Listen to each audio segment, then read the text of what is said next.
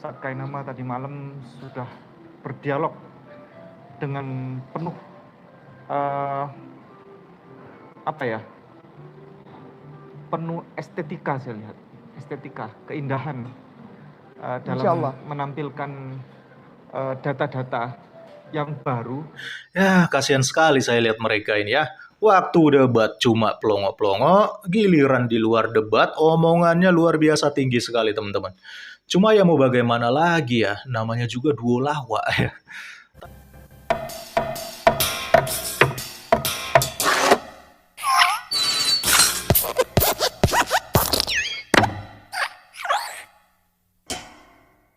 Shalom saudaraku, video ini adalah follow up dari debat Pendeta Ezra Soru dengan Ustadz Kainama kemarin. Ada yang lucu dari Kainama dan sahabat setianya atau bestinya ya, si Ipung Atria. Jadi setelah debat dengan Pendeta Ezra Soru selesai, esok harinya Ipung Atria dan juga Ustadz Kainama langsung membuka percakapan berdua yang isinya lebih kepada omon-omon menghibur diri, karena dalam debat kemarin mereka nggak berkutik dibuat Pendeta Ezra Soru. Dalam channelnya, Ibu Ngatria menghibur diri dengan membuat judul siapa lagi pendeta yang akan masuk Islam. Ya, mari kita lihat dulu ya, apa yang diomon-omon dua lawak ini untuk menghibur diri. Baik, bersama Ustadz Kainama. Naam, insyaallah. Terkait tadi malam. Jadi Ya, kami bersama Ustadz Kainama, alhamdulillah. ya. Ustadz Kainama tadi malam sudah berdialog dengan penuh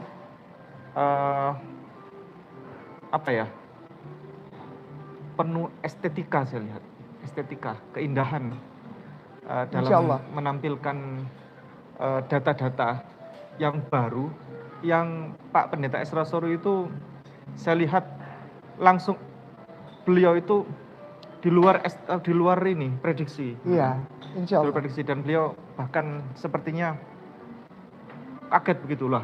Iya, Ini data apa ini kan? iya, Karena biasanya Ustadz Kainama menampilkan data itu di YouTube itu data-data yang sudah ada itu kan. Yesus Iya. bisa menghilang, iya, Yesus bisa berubah, iya. Yesus bisa merubah wajah dan lain Betul, sebagainya. sahih, betul Kemarin sekali. Ustadz Kainama menampilkan sebuah estetika baru, data Iya. baru, yang itu adalah data-data Bible, Iya, begitu. Tapi di luar prediksi, iya, begitu.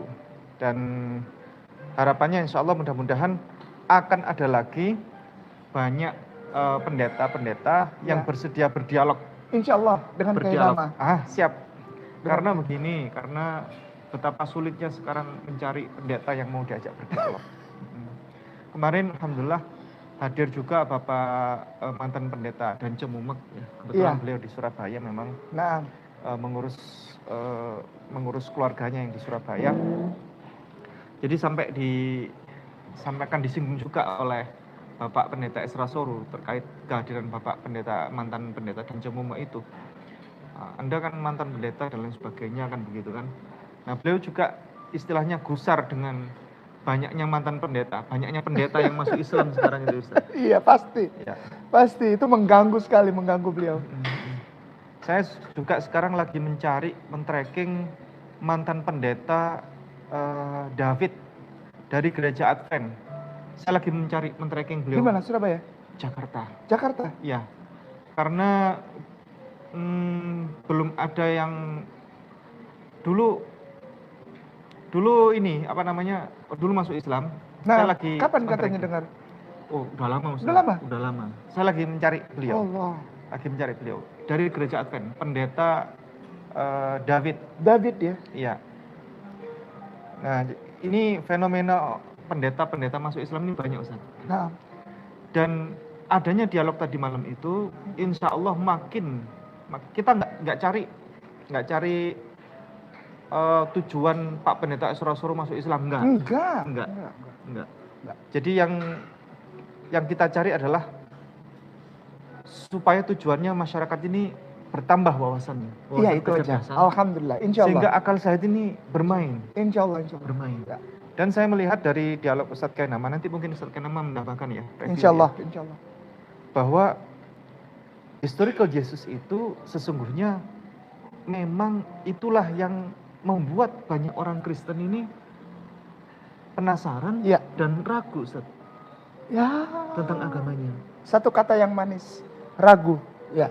Iya, karena banyak keanehan. Ya. Banyak sekali keanehan. Di antaranya adalah Yesus sebelum disalib, ia menolak. Ya. Harusnya kalau memang Yesus menebus dosa manusia, tujuannya, Dia senang. dia senang, ayo Ya. salibkan aku. Cepat. Tapi dia malah menangis, dia Ya. malah Ketakutan. bahkan itu sampai Pori-pori keluar darah. keluar darah. Keluar darah. Itu namanya tuh Pecah. hematidrosis itu. Iya. Baik, saya merangkum setidaknya ada 5 poin dari setiap kalimat yang keluar dari duo lawak ini, teman-teman. Langsung aja ya. Yang pertama, Ustadz Kainama katanya sudah berdialog dengan penuh estetika atau penuh keindahan ya, dengan menampilkan data-data baru yang membuat Pendeta Esra Soru tidak bisa memprediksi data yang ditampilkan Kainama. Jadi secara nggak langsung mereka seolah-olah yang mengatakan Pendeta Esra Soru kaget dengan data-data yang ditampilkan oleh Ustadz Kainama karena nggak bisa diprediksi katanya. Asli ya, pertama kali saya dengar kalimatnya si Ipung ini ya, saya tertawa teman-teman. Kok bisa Kainama cuma pelanga-pelongo dan juga bahkan hancur lebur dalam debat kemarin, tapi dibilang penuh estetika dan keindahan gitu ya. Padahal itu sudah saya bahas ya di video saya sebelumnya ya. Dan saya menemukan setidaknya ada 5 lah bukti bahwa si Ustadz Kainama itu hancur lebur dibuat oleh Pendeta Esra Soru ya. Nanti bisa dilihat kontennya ya, ada di link yang saya sematkan di kolom komentar. Oke. Lalu yang kedua, mereka berharap akan ada lagi pendeta yang bersedia berdialog katanya. Ipung Atria bilang betapa sulitnya mencari pendeta yang bisa diajak untuk berdebat katanya. Sebenarnya bukan sulit, bukan. Tetapi sebagian besar para pendeta itu ogah meladeni para pelawak gitu loh. Kalian harusnya bersyukur ya Pendeta Esra Soru mau merendahkan hatinya ya untuk debat dengan Ustadz Kainama ini. Tapi sayangnya Kainama nggak bisa diajak berdiskusi akademis ataupun berdiskusi secara ilmiah gitu ya. Lain kali kalau mau kasih turun pendebat Islam, ya minimal yang ilmiah dan akademis lah, yang latar belakang pendidikannya juga jelas ya. Jangan yang dikasih turun pendebat, ya pendebat abal-abal seperti Kainama ini. Debatnya kan jadi pincang dan nggak seimbang. Lagi pula, kenapa banyak para pendeta yang nggak mau debat? Karena sekarang kalau kita melihat fenomena debat dengan para muslim ini, kebanyakan hanya membicarakan secara satu arah gitu ya. Tapi problemnya adalah kalau kita membicarakan secara dua arah juga tentu ada problemnya. Kenapa? Ya bisa aja nanti ketika agama sebelah ini dibahas, mereka ngamuk kejang-kejang teman-teman. Oke lah, mungkin para panitia atau para polemikus yang hadir, mereka nggak kejang-kejang. Tapi kan di luar sana banyak mayoritas Islam yang nantinya bisa menonton juga live debat ini. Dan siapa tahu mereka ada yang nggak terima ya, dan karena nggak terima agamanya diungkap gitu ya, dipublikasikan, didiskusikan, akhirnya mereka nggak terima, terpojok, kejang-kejang, kan nggak enak juga begitu ya teman-teman. Tapi beda cerita kalau semua muslim diajak berdebat secara dua arah, ya misalnya temanya juga tentang Muhammad gitu ya, tentang Allah SWT. Ya beda cerita kalau kalian tidak baper ya, atau bisa diajak berdiskusi dengan baik, tidak baper, tidak sensi, tidak kejang-kejang, ya pasti semuanya aman. Semua pun pasti pendeta mau. Jangankan para pendeta, saya juga mau kalau berdebatnya begitu. Ya asalkan dua arah, ya jangan cuma bicara tentang Kristen aja gitu ya. Pasti banyak para pendeta yang mau. Jadi kalau banyak sekarang para pendeta yang sulit diajak debat, sebenarnya bukan masalah sulitnya, tapi masalahnya kalian sudah dewasa belum kalau diajak berdebat. Nah itu poinnya. Nice. Lalu yang ketiga, Ipung Atria bilang Pendeta Esra Soru katanya gusar dengan banyaknya mantan pendeta yang masuk Islam. Salah satu nama yang disebut tadi adalah Dan Cemomek. Dan Cemomek kan hadir ya, dia juga memberikan pertanyaan pada waktu itu. Nah Pendeta Esra Soru sebenarnya dia bukan gusar karena mereka masuk Islam meninggalkan Kristen, bukan. Tapi pendeta Ezra Soru itu gusar karena dengan meninggalkan iman Kristen, mereka semua itu akan binasa dalam perspektif iman Kristen. Masuk neraka, teman-teman. Makanya pendeta Ezra Soru kasihan, ya. Dan itulah mengapa ia selagi masih bisa mengingatkan, ia mengingatkan kepada pendeta dan cemumek atau siapapun, jika masih bisa kembali, maka kembalilah, ya. Karena Tuhan Yesus itu penuh kasih, dia tidak akan menolak orang yang mau bertobat dan kembali kepadanya daripada nantinya orang tersebut akan binasa. Makanya kan pendeta Ezra Soru juga ngomong tuh mau Ustadz Kainama, kalau masih bisa kembali, kembalilah sebelum nanti innalillahi, katanya kan seperti itu. Jadi ini bukan gusar yang didasarkan karena mereka masuk ke agama Islam, bukan. Tapi pendeta Ezra Soru gusar ya, jangan sampai nanti sudah terlambat semuanya, akhirnya menyesal karena ternyata Yesus Kristus itu benar-benar adalah Tuhan dan Juru Selamat. Jadi itu poinnya kenapa pendeta Ezra Soru gusar, atau dengan kata lain dia kasihan melihat Ustadz Kainama dan cemumek, lalu juga ada Ibu Indri katanya yang mualaf juga ya. Jadi itu sebenarnya yang membuat pendeta Ezra Soru gusar. Oke. Lalu yang keempat, Ibu Ngatria juga omon-omon lagi mau cari ada mantan pendeta Advent yang sudah masuk Islam.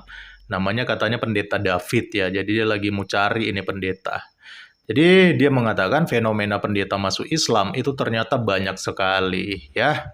Saya tahu arah pembicaraannya si Ibu Ngatria ini ya, dia mau pamer sebenarnya. Dia mau pamer kalau sekarang ini banyak pendeta ternyata masuk ke agama Islam. Bagi kami sebenarnya nggak masalah sih, karena kebanyakan juga pendeta-pendeta yang pindah agama ini adalah orang-orang yang belum beres, bahkan bisa dikatakan mungkin mempunyai akar pahit ya, masa lalu yang sakit hati mungkin dengan teman-teman ataupun rekan-rekan sepelayanannya, mentalnya nggak kuat, sakit hati, atau mungkin hidupnya kurang nyaman, hidupnya kurang enak, makanya pindah ke sebelah supaya hidupnya lebih aman, lebih nyaman ya, dan menjadi mayoritas ya. Jadi ya kebanyakan itu adalah orang-orang yang seperti itu. Lagi pula ingat ya, kekristenan itu bukan bicara soal kuantitas atau soal banyak-banyakan orang, enggak. Tapi kekristenan itu bicara tentang kualitas, itu yang paling penting ya. Untuk apa kita menjadi mayoritas, untuk apa kita banyak-banyak orang, tapi nggak berkualitas gitu loh. Malah kayak jadi sampah gitu ya, nggak berkualitas, sepertinya hanya menjadi sampah, menjadi batu sandungan, nggak bisa jadi berkat, nggak bisa menghasilkan buah. Nah, Kristenan nggak bicara soal kuantitas sekali lagi ya, makanya kenapa banyak orang-orang yang tidak tahan ya di dalam kekristenan, iman mereka goyah, itu kebanyakan punya masalah sebenarnya. Makanya mereka akhirnya pergi demi mencari kenyamanan hidup. Itulah mengapa Tuhan Yesus juga pernah berkata di dalam Bible bahwa akan ada masanya ilalang itu akan dipisahkan dari gandum gitu ya. Karena ilalang ini nggak ada gunanya, nggak ada buahnya gitu. Tapi kalau gandum itulah yang akan diambil oleh Tuhan Yesus. Sedangkan ilalang-ilalang ini ya akhirnya mereka dibakar teman-teman, karena nggak berguna.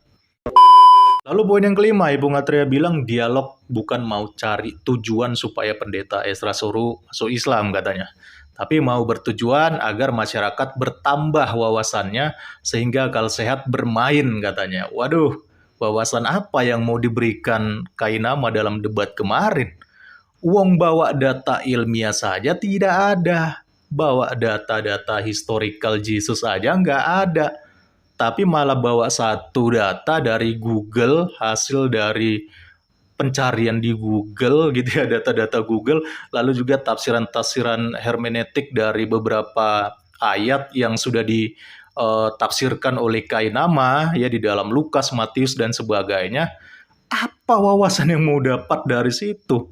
Katanya debat ilmiah, katanya debat historical Jesus, tapi nggak bawa data ilmiah, nggak bawa data akademis. Ini kan lucu ya kalau dibilang untuk menambah wawasan.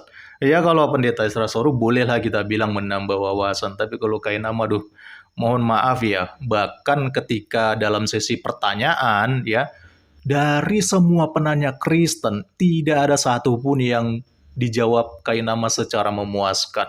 Bahkan kelihatan dia cenderung seperti mengelak teman-teman ketika pertanyaan demi pertanyaan diajukan. Kayak gini kok dibilang mau nambah wawasan. Lalu yang terakhir teman-teman, si Ipung Atria juga mengatakan dari dialog Kainama mengenai historical Jesus, ternyata membuat orang Kristen itu banyak yang penasaran, banyak yang ragu-ragu katanya. Karena banyak keanehan dari historical Jesus ini. Katanya si Ipung, Yesus sebelum disalib, dia menolak, Yesus ketakutan, Yesus menangis, dan sebagainya. Jadi dari kalimat Ipung ini, kita bisa melihat beginilah kualitas mereka. Ya, waktu debat cuma pelangak-pelongo, nggak ngasih data, tapi giliran sudah monolog begini, omon-omon mereka sangat tinggi sekali, teman-teman. Ya, jadi memang cocok lah mereka berdua ini disebut sebagai duo lawak. Padahal Pendeta Srosoro sudah sempat menjawab itu tentang masalah ini. Kok dibilang katanya Tuhan Yesus menolak untuk disalibkan? Padahal ada satu peristiwa di mana ketika Tuhan Yesus sudah dekat hari di mana dia akan disalibkan, lalu dia bersama dengan murid-muridnya, mari kita berangkat ke Yerusalem ya supaya Yesus disalibkan. Petrus kan melarang itu, guru ya jangan katanya. Ya, supaya jangan terjadi penyaliban. Itu maksudnya si Petrus. Tapi apa katanya Tuhan Yesus?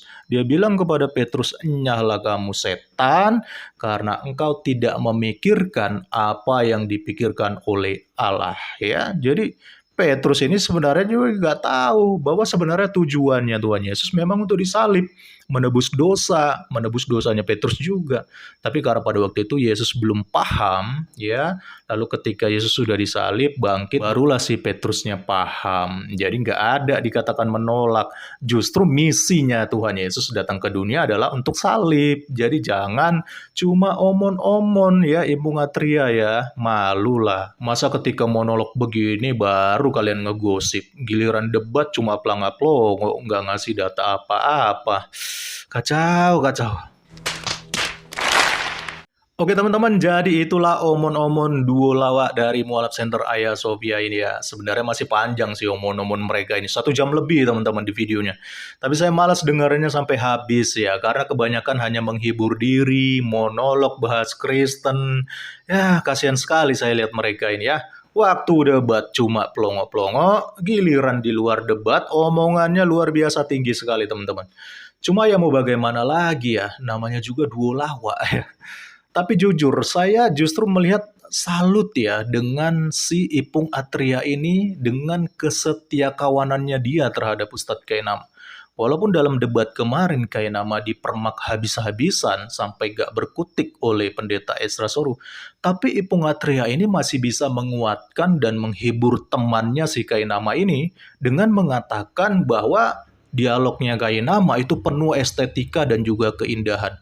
Salut saya buat Ipung Atria inilah. Inilah namanya definisi bestia. Definisi sahabat sejati. Ya, mau sememalukan apapun teman kita, mau sehina apapun teman kita, tapi tetap disupport, tetap dipuji ya, walaupun faktanya dia begitu memalukan, tapi tetap disupport dan dipuji. Ini adalah sahabat yang baik sih, si Ipung Atria ini. Ustadz Kainama harus bersyukur punya sahabat seperti Ipung Atria ini yang selalu menyanjung dia, selalu memuji dia dalam suka maupun dalam duka. Waduh, luar biasa memang kalau saya lihat pertemanannya mereka ini ya. Ya, saran saya buat Ipung dan Kainama juga ya, sebaiknya lain kali jangan turun debat lagi lah. Kalau nggak bisa memberikan debat yang berkualitas, debat yang akademis gitu ya. Kalian tuh lebih cocok begini, gibah, gosip, omon-omon satu sama lain secara monolog ya, membahas Kristen dengan mengutip-ngutip data dari Google gitu ya, yang lucu-lucu lagi datanya.